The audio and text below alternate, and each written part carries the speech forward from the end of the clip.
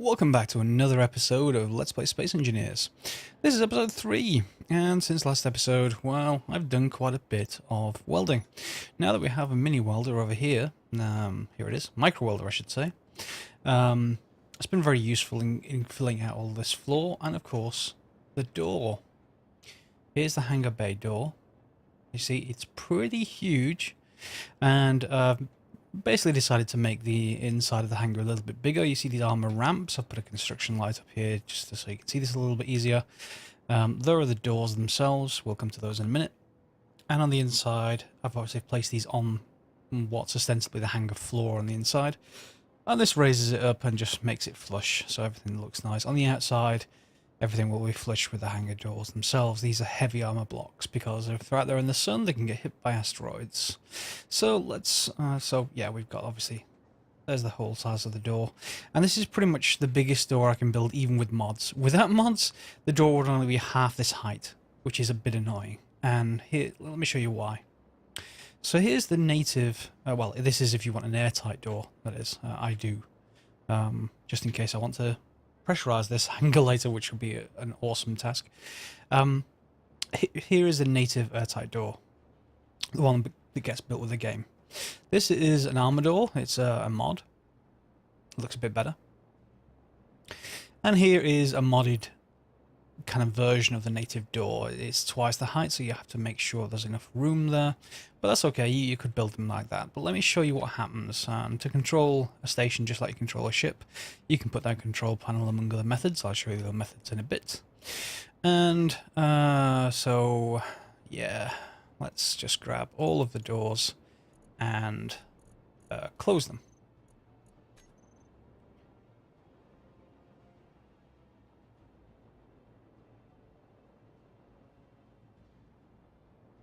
So now you see the problem.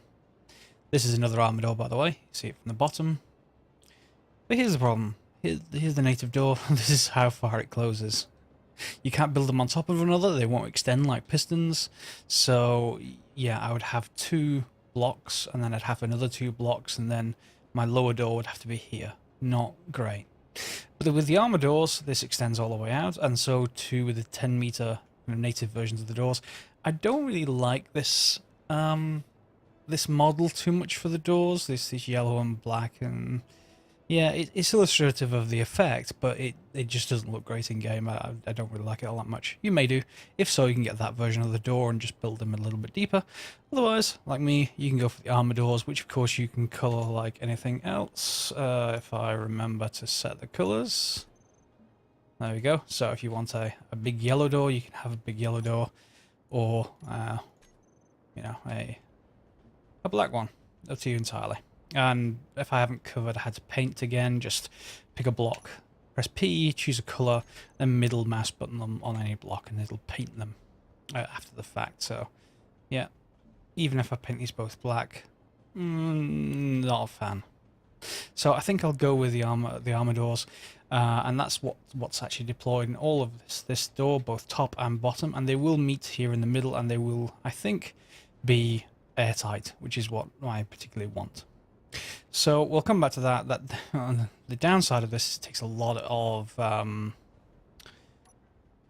materials. If we have a look at this armor door, so that is 550 steel plate, 75 construction components, and some miscellaneous other stuff, including 32 motors. Motors tends to be a bit of a problem depending on how realistic you're playing on, so just bear that in mind. And the native one, yeah, that's 350 versus 550, and less components, and this one is 700. So even so, this is even more expensive than the armor gate, and I don't actually like it as much. Anyway, that's the doors, so just bear that in mind when you're building your own stuff. This stuff is only available on large ships and stations, by the way. You can't build those into small ships. I wish you could. There might be a armor gate version for small ships. I'll show you why I wanted to do that in a bit as well, because there is use for it, believe it or not. Protection. So obviously I've just got a small nuclear reactor here and a control pad. This just powers this station, everything that's connected to it directly. and I'll move those out once I've actually got a side room. As you can see, I've started digging into the ground over here. That little mini miner we built has been very good, but it's not good enough. Obviously I've got a small welder. I've got a really small miner that I sit in, but it shakes all over the place. It was only really useful for getting the initial set of minerals that I needed. You don't want to carry about all that in your inventory. So instead, I'm building this time a better miner. And here it is. I've not completed it off screen. I've just basically put it into skeleton form so you can see everything about it. And we'll just go through it and just see what we're going here. What's going on here. And obviously you can build this for yourself. So we've got 2 rows of 3 drills. The drills are connected to each other by these ports, and that's all the way across. So you only ever need to connect to any of the ports on the back once because they're all connected internally, but I've done it twice just because when this is built, things that tend to get taken out first when you're mining is like one of these corner drills. No matter how much you build these, when you're trying to drill out a lot of material, oops, let me just head inside. When you're trying to drill out a lot of material, you will end up with drills breaking, particularly if you try and move sideways. So just bear that in mind. It's not so much of a concern. So what else do we have? Well, they're not quite as close together as they could be. You'll see there's a gap here, and that's because there's an auto detector and a couple of lamps in the middle. Similarly, you can see some of the connections there that go to the back of the drills.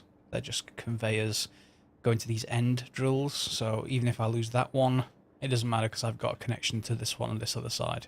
And the same thing for the bottom. As far as everything else, if we just pop in here, right there I've got a gravity generator, and that's more important with the bigger the size drills you get. With a micro miner or mini miner over there, it's okay, but there's rocks go everywhere. You can see them, some of them still left on the platform there, and you don't want that. What you want to happen is the rocks to all end up in front of the drills. So when the drills are actually drilling, the rocks will start breaking off. And in here, this is going to be directed forwards that way. You can see in my bottom right it says no gravity, but as soon as I'm in front of the drills, it's pointing to my left, so it's pointing outward. And that will push the rocks towards the front of the drills, which will then get absorbed by the drills. It means a lot less damage the bigger that you build these machines, so just bear that in mind. I've got 4 gyros, 2 on the bottom, 2 on the top, and 2 on the bottom. I've got a standard cockpit with an oxygen generator behind it. That's got 2 little ports that connects to the back of the cockpit, and behind that, by the big port, is connected a medium cargo can, which has the connections all the way through to the drills. Also, there's 4 mini reactors. I'm not sure if I need 4. I might need even 6. Depends how much these thrusters need when this thing is moving around. They may well go into overload. If so, I've kind of included a design that just lets me put conveyors here. Instead of these conveyor tubes, I can put these conveyors as an extra space here. I just put an extra reactor on there, and away we go. What else do we have on here?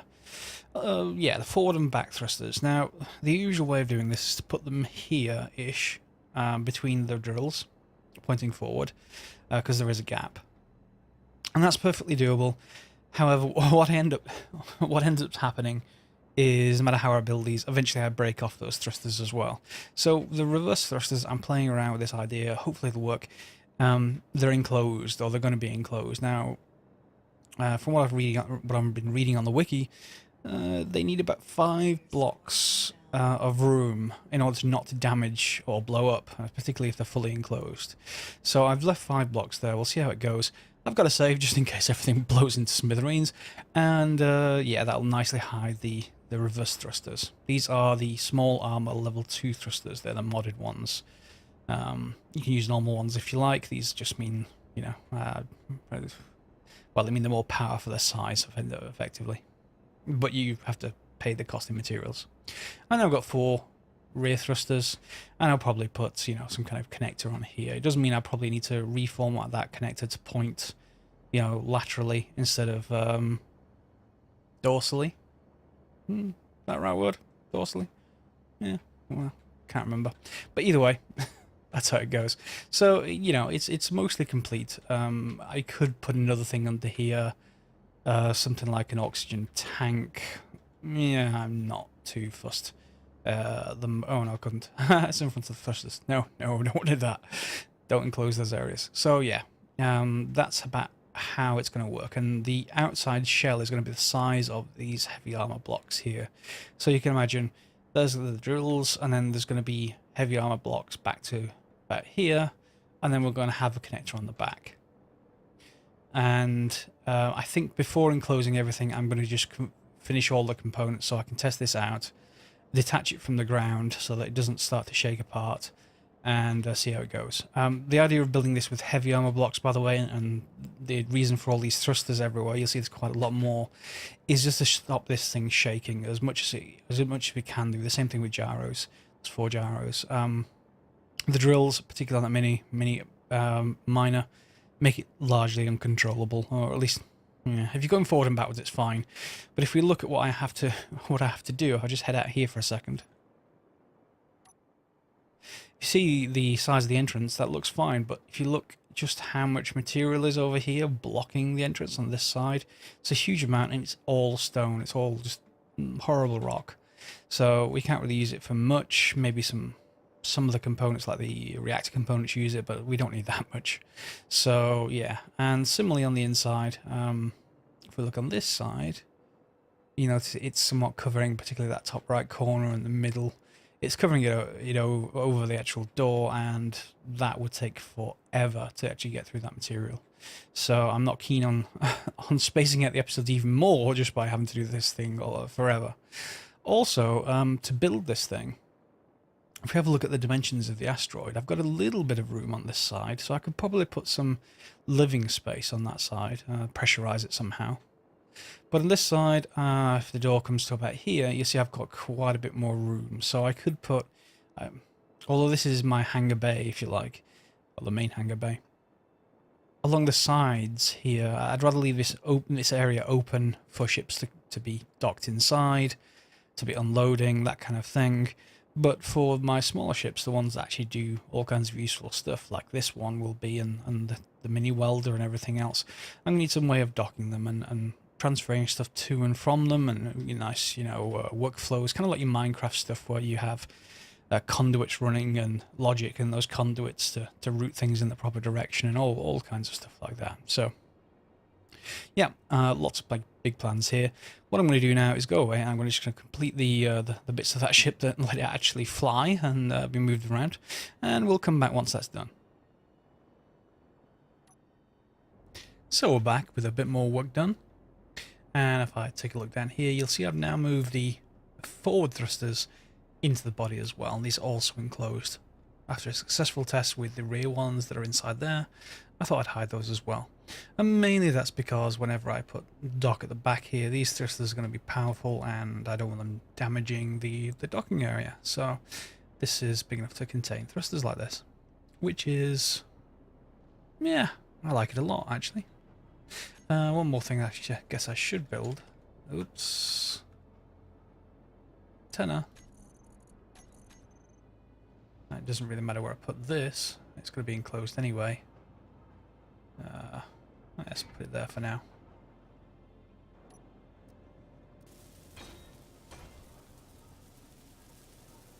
And I'll be able to give this ship a name. Whoops, wrong key. So, name. Info, name. I think I'm going to call it the Hangar, because it's going to be hogging out a lot of material. Hogging being woodworking term, and others just removing a lot of material. In this case stone, but other things too. And if I just go to the control panel and the antenna, we can call it Hangar 2. Broadcast radius, yeah, I'll put this up, and that should be fine. And if I also just start hiding these blocks I don't need, I added a couple more reactors. Whoops, shouldn't do that. I added a couple more reactors, by the way. It's now got 8 on it, just to deal with this amount of thrusters that I've got, because I want a huge amount of maneuverability. I also have these sorter blocks, and I'll show you where they are in a minute. let's just call it stone sorter and stone sorter 2. So the idea is here, I'm going to put a whitelist, and the only thing in this whitelist I'm going to add is stone. Add. And then I've got 2 ejectors, and I'm going to get set that to collect all, which is going to collect everything it can do, but throw out is going to be off for the moment. I'm instead, oops, just going to create a group.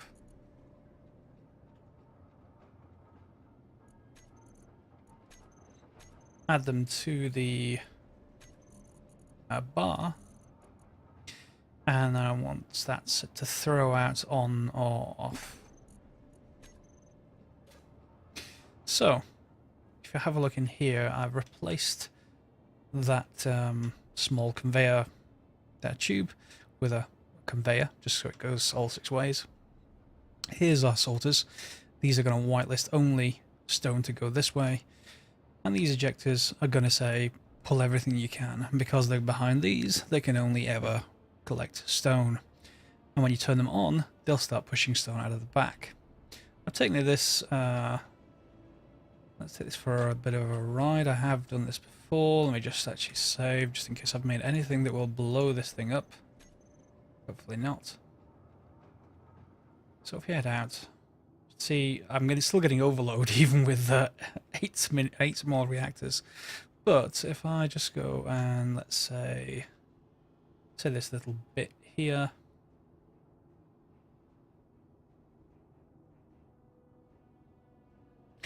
I've not enclosed this yet, so I'm not going to bore all the way through like a tunnel, but I would do that probably.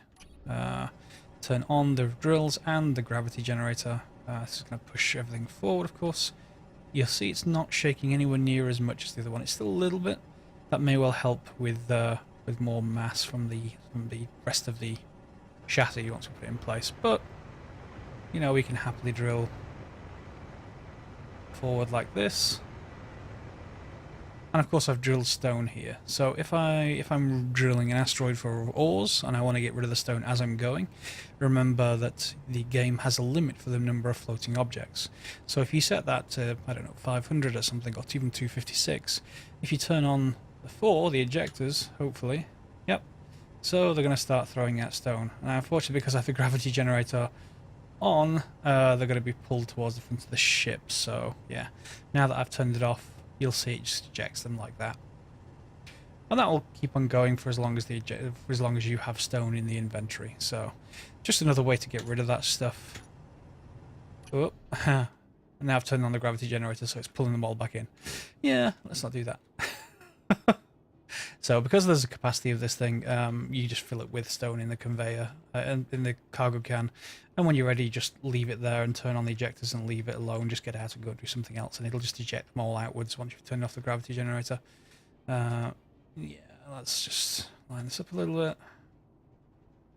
It is actually pretty maneuverable, this. If I go full tilt like this, see, it's quite maneuverable, and 4 gyros is more than enough to spin this thing around quickly. So all I've got left to do here really is to enclose this so that we end up with a nice chassis, and just to really shave that as a bookmark for future, which is probably what you should do with all of your ships. You know, just tidy up this little bit around the outsides, make it look a little bit nicer, which we'll come back to in a moment. I don't think there's anything else to show you before I enclose it. No, everything seems to be pretty much okay. What I could do because of these conveyors now, well, I couldn't. No, I couldn't do it there. In fact, forget that. What I was going to say is that this only has 1 cargo can in it at the moment, right here. If you want this to be higher capacity, just remove this connector at the back, and you could just add additional cargo cans on, just in a chain. And I've done that in the past. I had 2 or 3 of these things. It doesn't really add that much difference in maneuverability. If you look at this, this is already pretty squat compared to the size of the drills. It's maybe, you know, twice the depth of a drill. So this is already kind of compacted as it is for this size of thing. You could try and make it even more compact, but there's not much need. We can get away with this, I think. And yeah, let's see what it looks like once it's done. And here we are finished. Rear section. Front section. So as you can see, it's fairly streamlined. We've got these angular sections at the back. All well and good. And we've shielded most of the cockpit in there. This is the reason, by the way, why I wanted those gates to be able to be applied to small ships. So I could just literally push a button and it would retract over the top of the cockpit to armor that area. Maybe that's another mod that someone will think of doing some point soon. Let's just take a quick look at this. As you can see, no rear thrusters, no forward thrusters visible now, just the side ones, and they're the armor thrusters. So, and of course there's a meteor storm when I want to demonstrate something, but it seems to be fine. Let's see, how's the shake now? There's still a little bit. What was that I just ran through? Whatever it was metal. Is that some of... Well, it's none of this ship, so... Nope, not sure what that was. Anyway, it's done now. Complete and ready for me to move on. That's going to be it for this episode, I think. Plenty of stuff to show you there. The gates from the fairly recent update of Space Engineers. The Hangar mining, or TBM. It could be a tunnel boring machine now. That can actually go straight through. What was this, I wonder? Oh. For some reason, that was a collision box with some of the gate stuff. They weren't even extended. May have to troubleshoot that later. Anyway, done for now. If you like this video, feel free to like and subscribe. If you want to see more of these episodes, please leave me comments. If you want particular things covering, I'm covering a fairly normal career approach to this kind of thing. I'm not just doing wild and wacky creations. Until, if you're following along, you'll be able to do them too. So, yeah, we can go from there. Yeah, any more comments, do leave me in the comment box below, and I'll see you next time. Next up is the Minecraft episode on Sunday. Thanks for watching.